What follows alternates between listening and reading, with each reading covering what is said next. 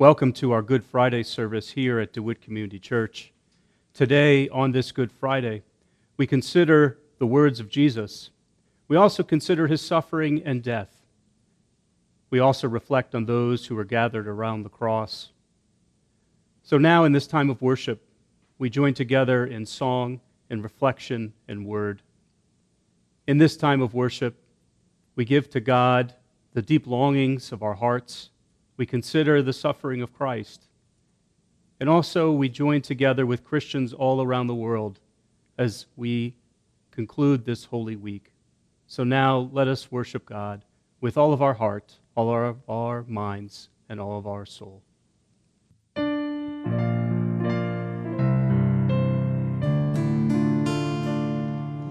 Bless the Lord, my soul, and bless God's holy name.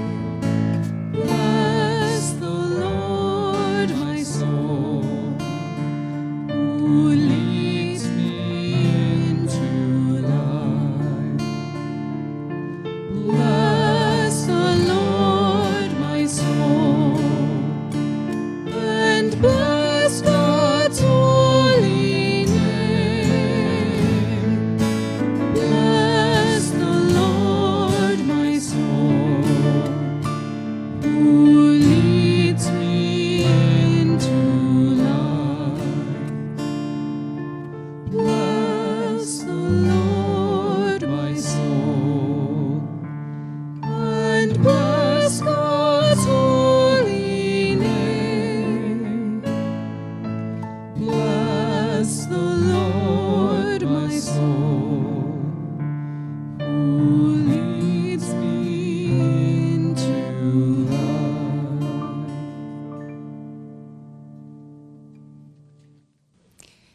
The prayer from Mark chapter 13. They went to a place called Gethsemane, and Jesus said to his disciples, "Sit here while I pray." He took Peter, James, and John along with him, and he began to be deeply distressed and troubled. "My soul is overwhelmed with sorrow to the point of death," he said to them. "Stay here and keep watch." Going a little further, he fell to the ground and prayed that if possible the hour might pass for him. "Abba, Father," he said, "everything is possible for you. Take this cup from me, yet not what I will, but what you will." Then he returned to his disciples and found them sleeping. "Simon," he said to Peter, "are you asleep? Could you not keep watch for 1 hour? Watch and pray so that you will not fall into temptation. The spirit is willing, but the flesh is weak." Once more he went away and prayed the same thing. When he came back, he again found them sleeping because their eyes were heavy. They did not know what to say to him. Returning the third time, he said to them, "Are you still sleeping and resting?"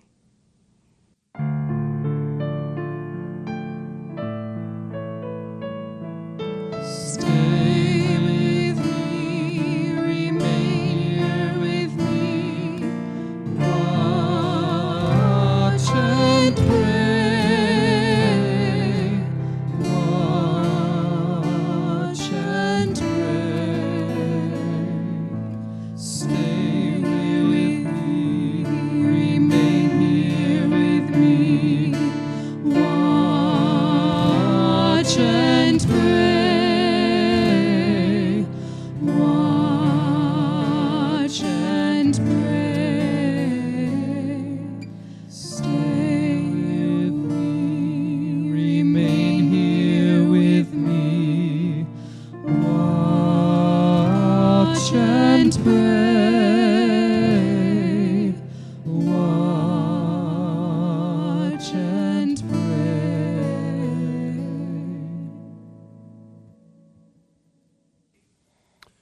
The arrests, Mark 14:41 through 50. Jesus said, "Enough. The hour has come. Look, the Son of Man is delivered into the hands of sinners. Rise, let us go. Here comes my betrayer." Just as he was speaking, Judas, one of the 12, appeared. With him was a crowd armed with sword and clubs. sent from the chief priests, the teachers of the law, and the elders. Now the betrayer had arranged a signal with them. "The one I kiss is the man. Arrest him and lead him away under guard." Going at once to Jesus, Judas said, "Rabbi," and kissed him. The men seized Jesus and arrested him. Then one of those standing near drew his sword and struck the servant of the high priest, cutting off his ear. "Am I leading a rebellion," said Jesus, "that you have come out with sword and clubs to capture me? Every day I was with you, teaching in the temple courts. You did not arrest me, but the scriptures must be fulfilled." Then everyone deserted him and fled.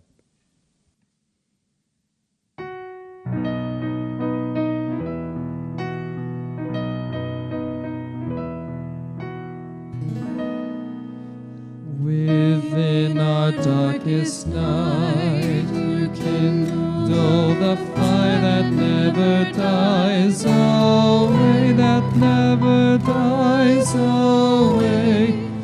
Within our darkest night, you kindle the fire that never dies away, that never dies away. Within our darkest night, you kindle the fire that never dies away, that never dies away. Within the darkest night, you kindle the fire that never dies away, that never dies away. Within our darkest night, you kindle the fire that never dies away, that never dies away. Within our darkest night, you kindle the fire that never dies away, that never dies away.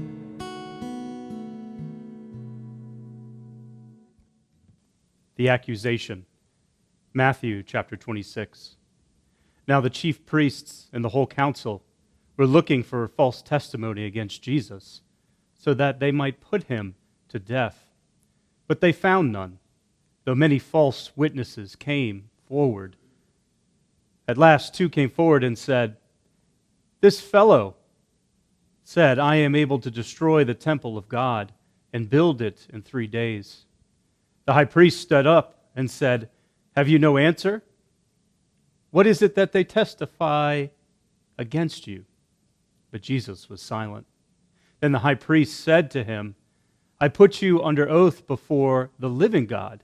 Tell us if you are the Messiah, the Son of God.' Jesus said to him, 'You have said so.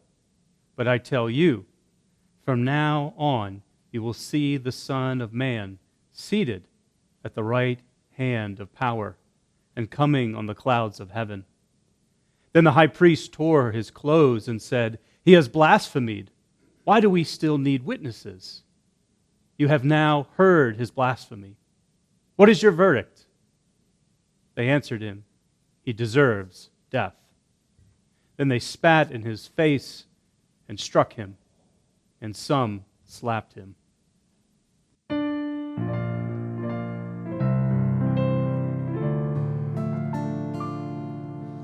Bless the Lord, my soul, and bless God's holy name.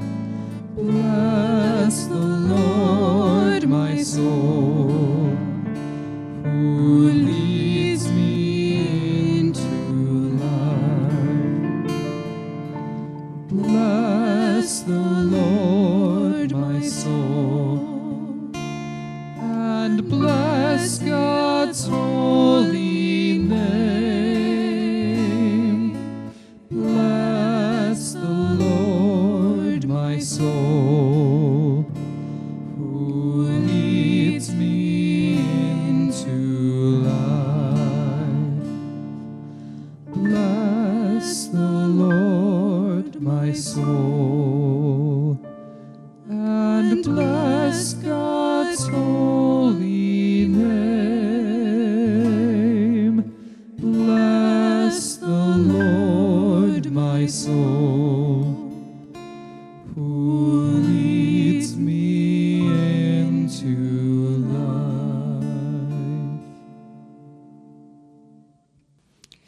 trial, Matthew 27.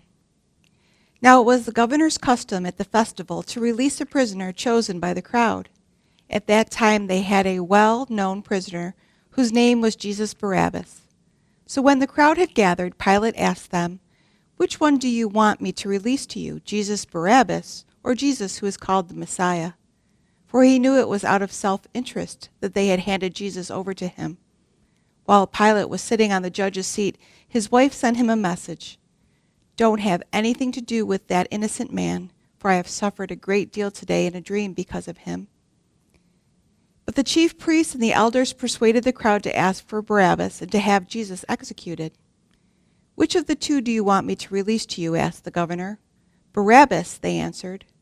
"What shall I do then with this Jesus who you call the Messiah?" Pilate asked. They all answered, "Crucify him." "Why? What crime has he committed?" asked Pilate. But they shouted all the louder, "Crucify him!" When Pilate saw that he was getting nowhere, but that instead an uproar was starting, he took water and washed his hands in front of the crowd. "I am innocent of this man's blood," he said. Then he released Barabbas to them, but he had Jesus flogged and handed him over to be crucified.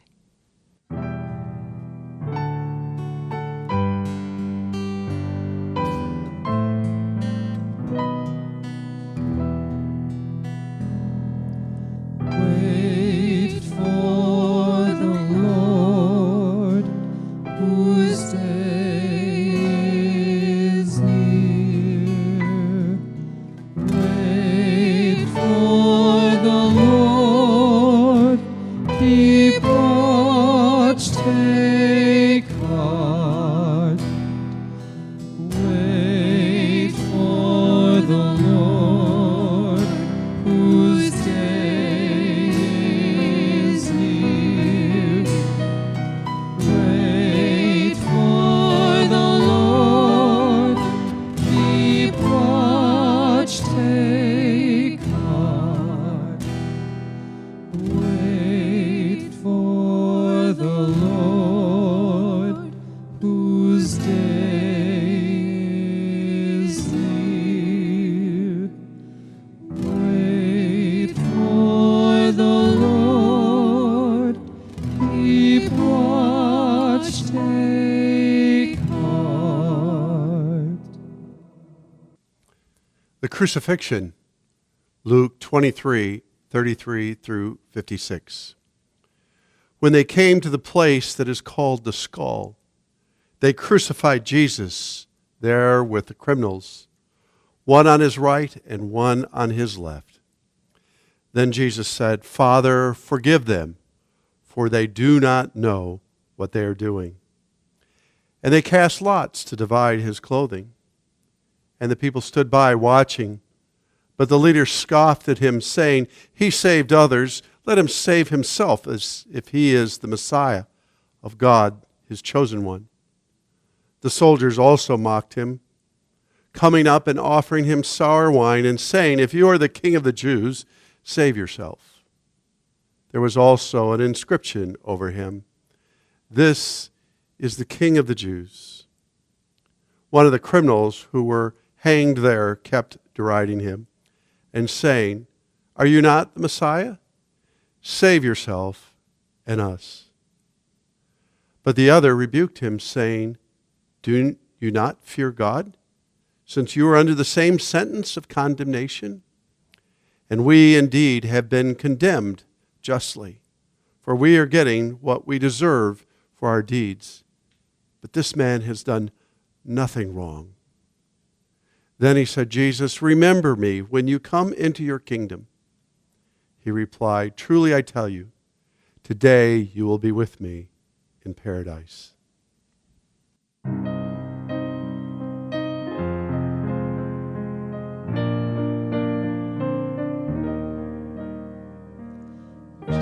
Jesus, remember me when you come into your kingdom. Jesus, remember me when you come into your kingdom. Jesus,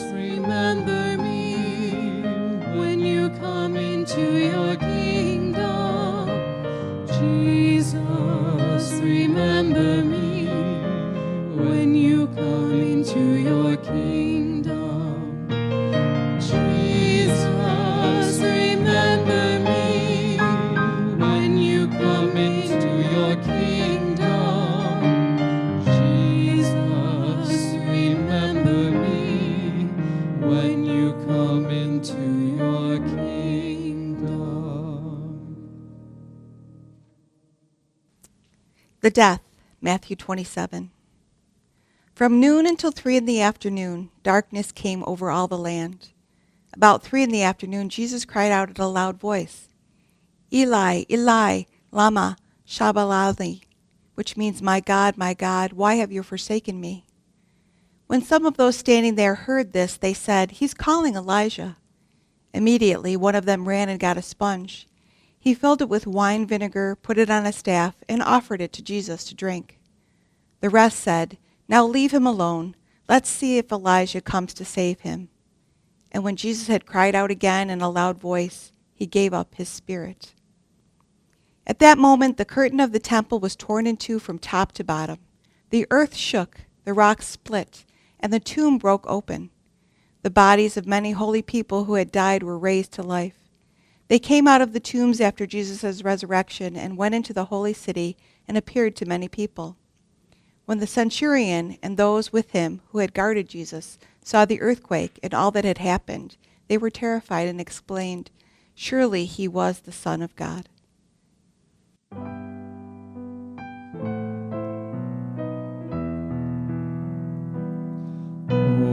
Lord, hear my prayer. O Lord, hear my prayer.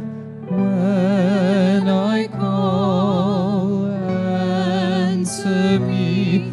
O Lord, hear my prayer. O Lord, hear my prayer. Come and listen to me. O Lord, hear my prayer.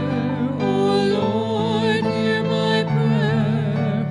When I call, answer me. O Lord, hear my prayer. O Lord, hear my prayer. Come and listen to me. O Lord, hear my prayer. O Lord, hear my prayer. When I call, answer me. O Lord, hear my prayer. O Lord, hear my prayer. Come and listen to me.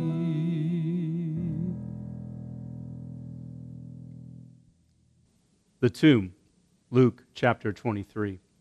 Now there was a good and righteous man named Joseph, who, though a member of the council, had not agreed to their plan and action. He came from the Jewish town of Arimathea, and he was waiting expectantly for the kingdom of God. This man went to Pilate and asked for the body of Jesus. Then he took it down, wrapped it in a linen cloth, and laid it in a rock-hewn tomb, where no one had ever been laid. It was the day of preparation, and the Sabbath was beginning. The women who had come with him from Galilee followed, and they saw the tomb and how his body was laid. Then they returned and prepared spices and ointments. On the Sabbath day they rested according to the commandment.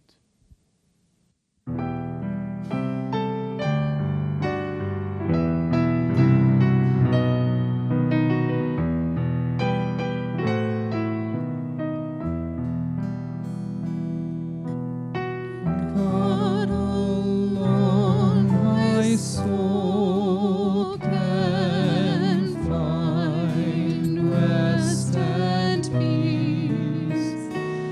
In God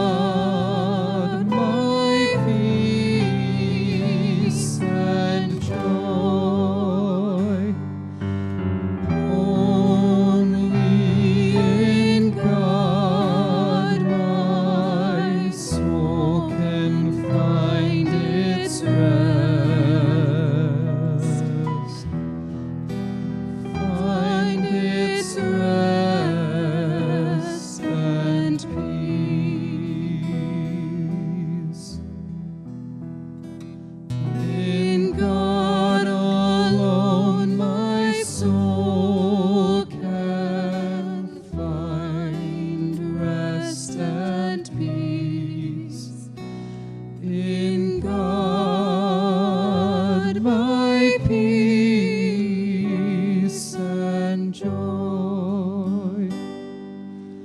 Only in God my soul can find its rest.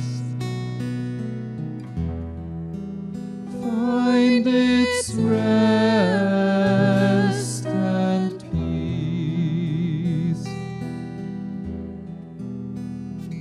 in God alone. My soul can find rest and peace in God, my peace and joy. Only in God my soul can find its rest.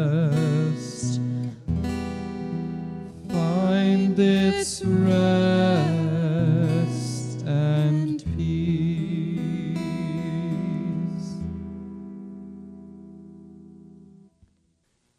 Usually, if you encounter death, it's because you're attending a funeral.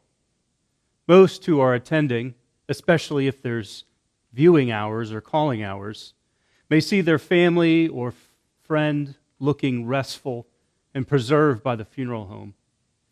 Though in grief, it's peaceful to look upon one's loved one that they have departed, that they've cared about so much. I remember the first time I encountered death, totally removed from a funeral home and all of its preservation. I was a young pastor in my 20s, and I received a call that I knew would come one day. I was a minister in a large United Methodist church, and one of our members who had a terminal illness had died. His death was expected, but this was a very difficult time for the family. What happened to me was unexpected. I was asked to come to the home by his wife, now widowed, who had twin teenage daughters in my youth group. At the home, the husband lay there, surrounded by his wife, his daughters, and a hospice care worker. There, in a medical bed in the family's living room. And there, his body lay lifeless, gray, pale, and strangely vacant. I was taken back by such a sight. I was so impacted by this reality that I didn't have anything to say. I had never met death without all of its dressings, preparation, and beautification. For a moment, I felt the family's grief and loss. Their father and husband was gone. What should I do? What should I say? I thought to myself. I was paralyzed by the moment. Death is something that we do not want to talk about, but death is all around us. Plants, animals, institutions, and even people are in a constant state of birth, life, and death. And so we dress up death. We put on fake smiles, tell ourselves that everything will be all right, or hold back tears. Our American culture is a culture that doesn't really deal with death that well. We want to do everything to avoid it. We want to prolong our lives with products that will ensure that we will live longer and put off the thing that we know is coming. On the day that Jesus died, those around the cross did not have such devices and products to dress up what was occurring and what happened. Jesus was dying and soon would be dead. Sure, we know the end of the story, and we know what happens on the third day. But on this Good Friday, why do we mark this day of Jesus' death? The Sunday school answer that I learned when I was a little boy provided a simple response to Jesus' death on a cross. Jesus died for our sins so that we could have eternal life. Though that simple and profound theological concept is true, we often do not want to spend much time around the cross. We want to move on from this suffering and death. Perhaps that is why the church fathers and mothers thousands of years ago begun this pattern of retelling the story of Jesus' death by marking it on this day.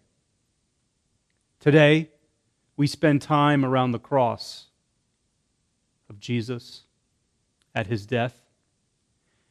I invite you to journey with me to gain insight into the nature of death. If we spend time around the cross today, perhaps we are better prepared when we meet death, removed from its preservation and intervention. That day when we must meet death, its gray, pale, and strangely vacant presentation.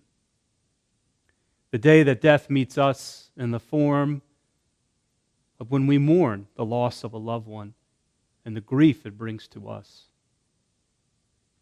The scene of death at the cross looks nothing like the scene of the peaceful bedside I visited in my 20s. The scene at the cross paints a chaotic picture of a man condemned, beaten, abused, and broken down by a world that did not understand him. The scene at the cross features Jesus' mother and many of the women who followed Jesus, according to John's Gospel. In addition, one disciple who is named as the one who loved Jesus.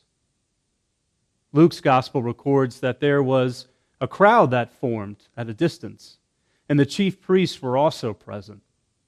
In addition, soldiers were there to keep the crucifixion under control. Jesus, in agony, flayed on a cross and slowly dying as his lungs collapsed. He hung there with two other criminals. To his followers, this day was a day that they thought would never come. Jesus talked about the coming of his kingdom, the release of the captive, sight to the blind, and greater things to come, and they are stunned. To his followers, this is no way for a king to be treated. This is no way for someone who was lauded with hosannas or Lord, save us. They too had no words with what they were seeing, hearing, and experiencing. With Jesus' last breath, he declares, "It is finished." The finality of Jesus' death completes the full picture of grief for the mourners. Jesus' mother, followers, and even the disciples were most likely stunned by what had just occurred. What had occurred? The finishing of suffering, salvation, redemption.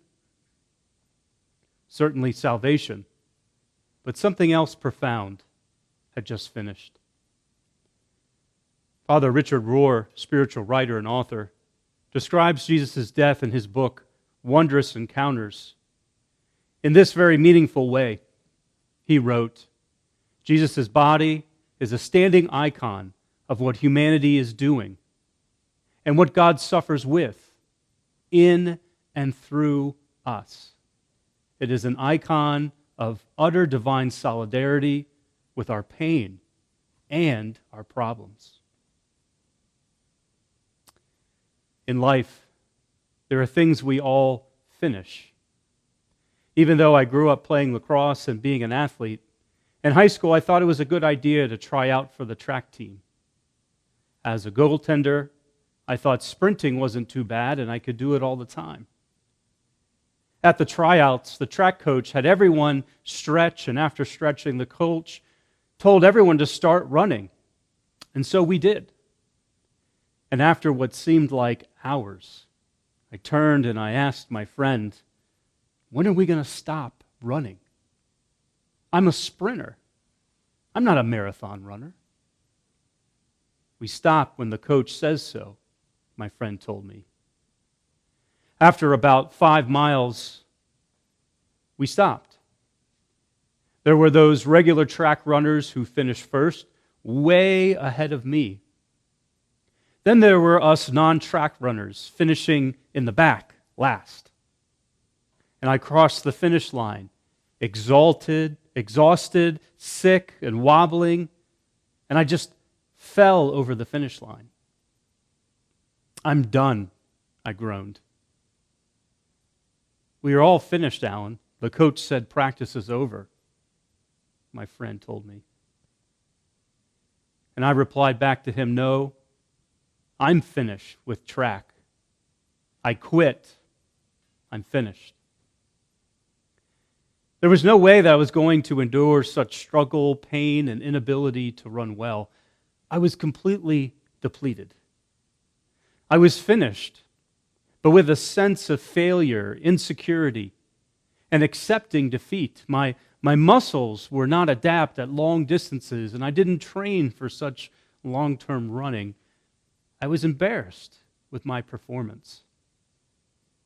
I never went back to that track team, and I finished with a sense of failure. When Jesus said, "It is finished," and breathed his last, his finishing was different. Jesus didn't die without purpose, without training, failure. When Jesus proclaimed "it is finished," the Gospels record that he used a Greek word with the root word telos, which means reaching its goal or aim. In death, Jesus reached his ultimate goal and aim. Jesus' life and death had meaning, purpose, and fulfillment. Jesus' death was not a quitting or a losing at his performance. Jesus came and accomplished his goal in his death. Jesus was not depleted, but Jesus had completed his aim. If Jesus dies with a sense of purpose and aim, then that tells us something about how we can see death when it comes near.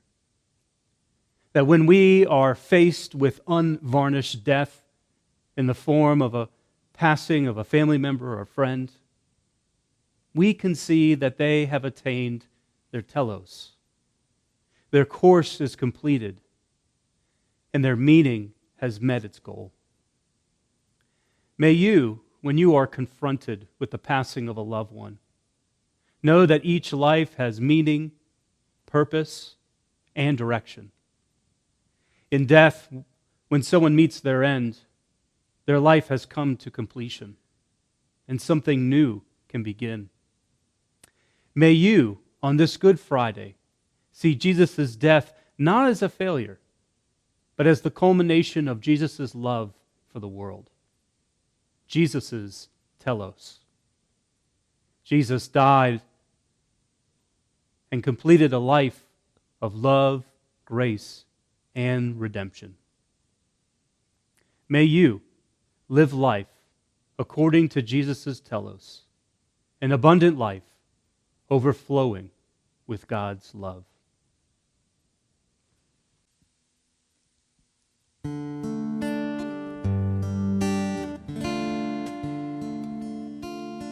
Bless the Lord, my soul, and bless God's holy name. Bless the Lord, my soul, who leads me into life. Bless the Lord, my soul, and bless God's holy name. Bless the Lord, my soul, who leads me into life. Bless the Lord, my soul, and bless God's holy name. Bless the Lord, my soul, to